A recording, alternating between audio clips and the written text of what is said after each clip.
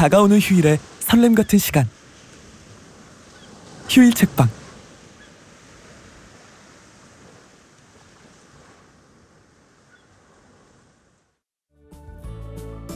네, 안녕하세요. 다가오는 휴일의 설렘 같은 시간, 휴일 책방의 두 번째 이야기와 함께하게 된 성우 정의진입니다. 네, 이렇게 다시 만나게 돼서 정말 반갑습니다. 제가 여러분들께 소개해드릴 두 번째 책은 2018년 가을에 나온 홀리데이 북스의 유물로 읽는 동서양 생활문화입니다. 간단하게 어떤 책인지 소개해드릴게요. 이 책의 저자는요, 유라시아 대륙을 직접 발로 누비며 취재한 유적과 유물을 비교 분석해서 결국 동서양의 문화는 서로 영향을 주고받으며 전파되거나 새롭게 태어난다는 결론을 얻었다고 합니다.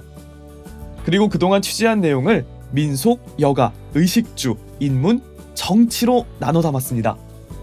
우리와 아주 밀접한 사례도 찾아볼 수 있는데요. 유네스코 세계문화유산인 경주 석굴암의 불상은 어디서 왔을까요? 네, 기원전 331년 페르시아 제국을 무너뜨리고 중앙아시아를 차지한 알렉산더 대왕, 다들 아시죠? 이 알렉산더 대왕의 정복 루트를 따라 그리스의 조각 문화가 아시아에 전파되죠. 이는 부처님을 사람 형상으로 빚는 조각 문화로 다시 태어납니다. 네, 그렇습니다. 알렉산더 대왕 이후 천여 년 교류의 결과, 바로 그 결과물이 우리 불상인 거죠. 어떠세요? 이제 더 많은 이야기를 한번 함께 읽어볼까 싶은데요. 제가 읽어드릴 부분은 동서양의 일상을 보여주는 3장에서 파업에 관련된 부분입니다.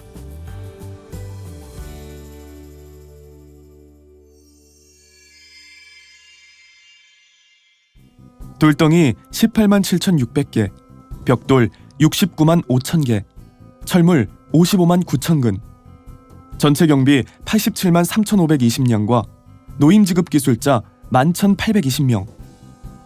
정주의 명으로 김종수가 편찬한 화성성역의궤 내용이다.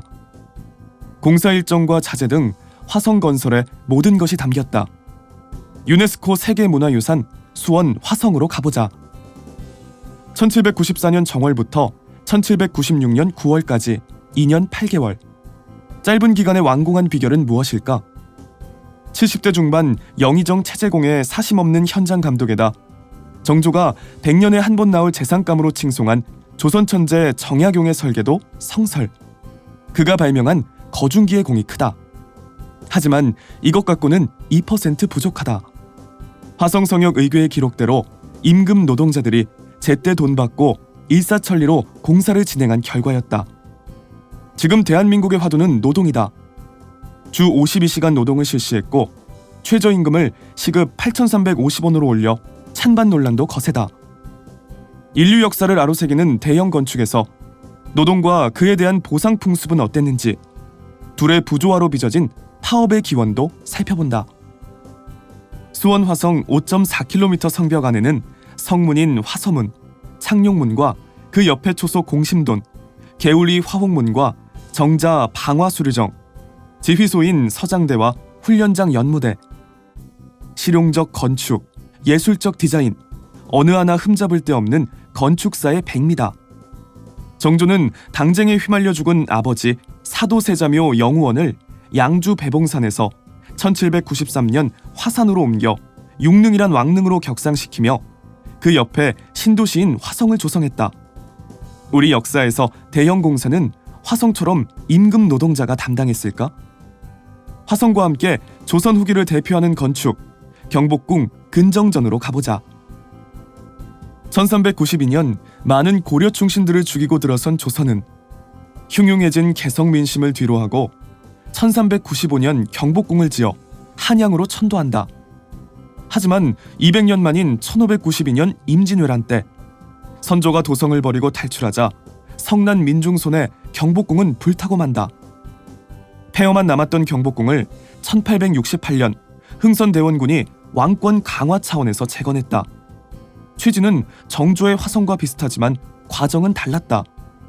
비용 조달을 위해 원납전이라는 반강제 기부금을 받고 벼슬팔이 매관 매직도 모자라 당백전이라는 돈을 마구 찍어 경제를 무너뜨렸다. 1866년 화재로 자재가 불탄 뒤에는 사유지 목재를 강탈하고 강제 부역을 남발해 민심을 잃었다. 동양에서 대형 공사는 이렇게 강제적이었을까? 중국 수도 북경 북쪽 교회 만리장성 8달령 코스로 가보자. 차로 1시간 거리다. 수도를 이민족 침략 지역에 이리도 가깝게 건설하다니 고개가 갸우뚱해진다. 한족의 원래 무대는 황화유역 서안과 낙양, 은허, 즉 섬서성과 하남성이다. 북쪽 이민족이 기세를 올릴 때면 수도를 양자강 유역 남경으로 옮겼다. 북쪽 수도 북경이 중국 전체 수도가 된 것은 13세기 중국을 정복한 몽골 지배기다. 이제 의문이 풀린다. 기마 민족이 중국을 접수했으니 북쪽 변경지대라는 개념이 사라진 거다. 전세계 탐방객들의 탄성을 자아내는 8달령 코스 만리장성은 명나라 때 몽골을 몰아내고 재침을 막기 위해 15세기 대대적으로 보수한 결과물이다. 하지만 그 기원은 춘추 전국시대 각국이 독자적으로 쌓은 성으로 거슬러 올라간다. 기원전 221년 전국시대를 통일한 진나라 시황제가 장성을 하나로 연결할 때 대대적인 강제 노역이 이루어졌다. 맹강려 고사는 그때 이야기다. 맹은 본부인 소생이 아닌 큰 자식을 가리킨다. 강은 춘추 전국시대 제나라 왕족과 귀족의 성씨, 연은 딸 자식이다. 그러니 강씨 집안 서자 가운데 큰딸이란 의미다. 맹강려의 남편 범기량이 만리장성 확충공사에 끌려가 3년간 소식이 끊겼다. 물어물어 현장에 온 맹강려가 구슬피 울자 성벽이 무너지며 이미 죽은 남편의 해골이 드러났다는 대목에서 강제노역과 열악한 처우의 편린이 읽힌다. 무거운 돌덩이를 나르며 고된 노동에 시달리다 명을 달리한 인부의 모습을 볼 수 있는 유물은 없을까? 런던 대형박물관 1층, 이집트 유물전시실 안쪽에 자리한 메소포타미아 유물전시실에 앞문장에 대한 답이 기다린다. 국군 자이툰 부대가 파병됐던 이라크 모술 근처 티그리스강 상류 니네베에서 가져온 궁전 부조를 보자. 니네베는 기원전 7세기 신아시리아 제국 세나케립 왕이 발전시킨 수도다. 세나케립은 당대 지구촌 최강대국 위상이 묻어나는 최고의 궁전을 세우면서 건설 장면을 궁전벽에 부조로 새겼다. 1849년 영국의 외교관이자 역사학자이던 레어드는 땅속에 묻혔던 세나케립 궁전을 찾아낸 뒤 벽에 새긴 부조를 뜯어 1842년 완공한 현재의 대형 박물관으로 옮겼다. 길게 늘어선 부조를 찬찬히 살펴보자. 채석장에서 돌을 캐 나르는 고된 작업 풍경에 눈길이 멈춘다. 감시병사들의 매서운 눈초리 아래 강제노역에 종사하는 인부들의 힘겨운 노동이 잘 묻어난다. 대형 지렛대와 밧줄을 이용해 대형 라마수 조각을 나르는 대목에서는 인부에게 매질을 가하는 안쓰러운 장면도 보인다. 고대 사회 대형 공사 현장에 무너진 인권 실상이 생생히 전해진다. 그렇다면 고대 건축은 이렇게 강제노역과 매질의 혹독한 조건 아래 이루어졌을까? 고대 건축의 금자탑, 이집트 카이로 근교, 기자 쿠프 피라미드로 가보자. 미국 대공황 시절 1931년 뉴욕에 102층 381m 높이 엠파이어 스테이트 빌딩이 나올 때까지 지구상에서 가장 높고 큰 건축물은 쿠프 피라미드였다. 높이는 145.6m, 밑변 230m의 거대 무덤이다. 사각뿔의 내면은 정확하게 동서남북을 가리킨다. 경사각도는 51.3도로 가파르다.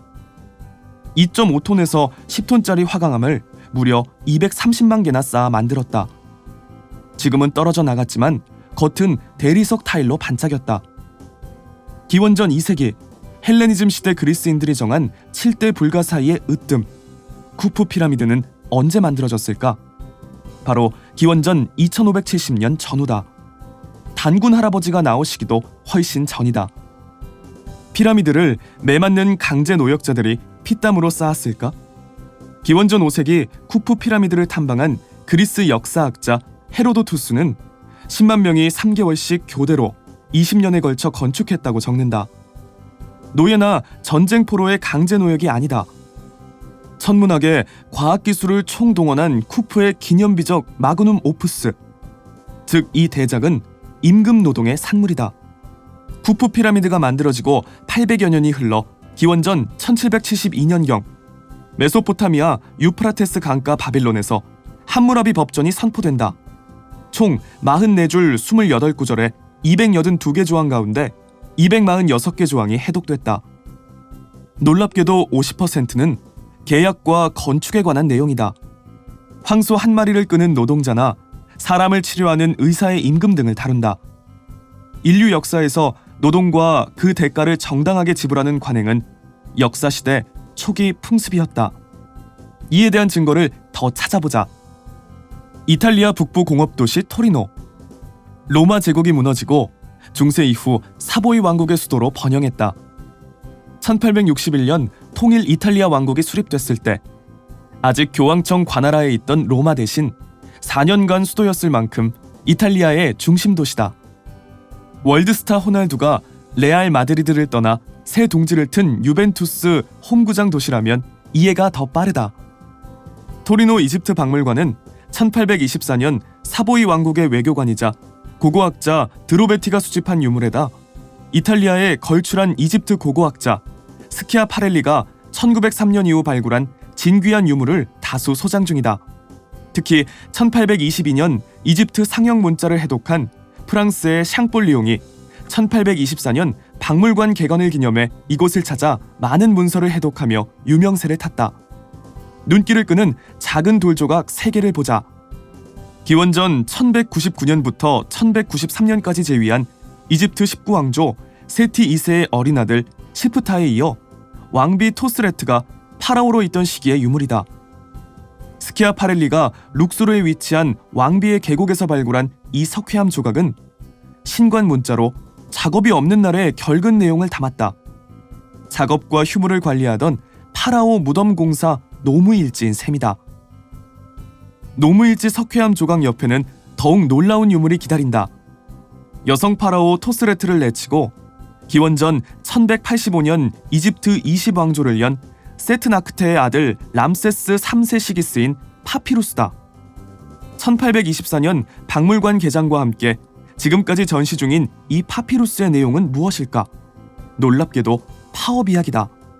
당시 왕실석이 아멘나크트가 신관 문자로 기록한 내용을 보자.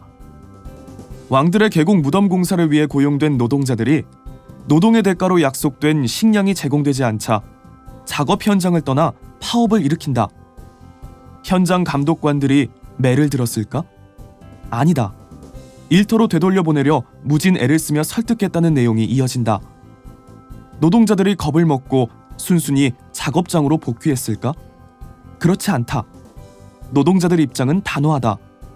약속을 지켜 의약품과 물고기, 채소를 달라며 여러 날 동안 파업을 이어간다. 이집트인들은 파라오를 지상의 신 호루스의 현신으로 여겼다.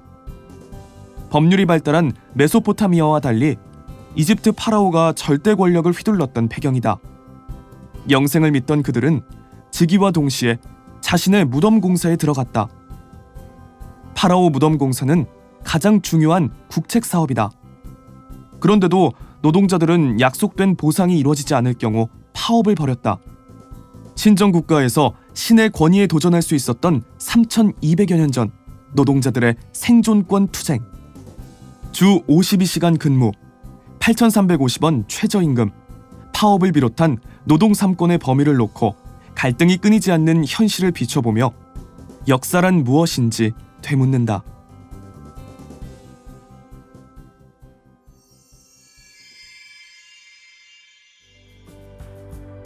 네, 동양과 서양의 대형 건축 이야기를 통해 노동과 파업의 역사를 저와 함께 읽어보셨습니다. 한나라의 경제를 파탄나게 만들 정도로 무리한 재건축과 그로 인해 강제로 끌려와 노역을 하게 된 수많은 백성들을 떠올리게 하는데요.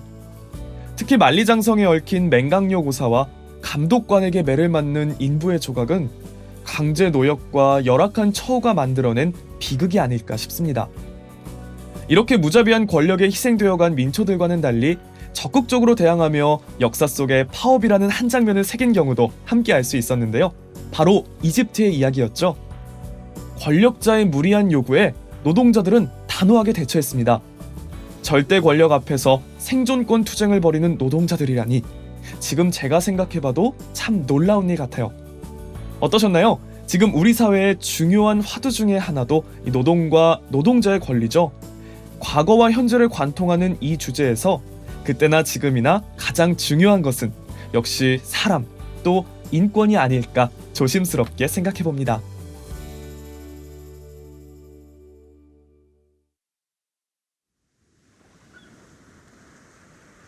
휴일 책방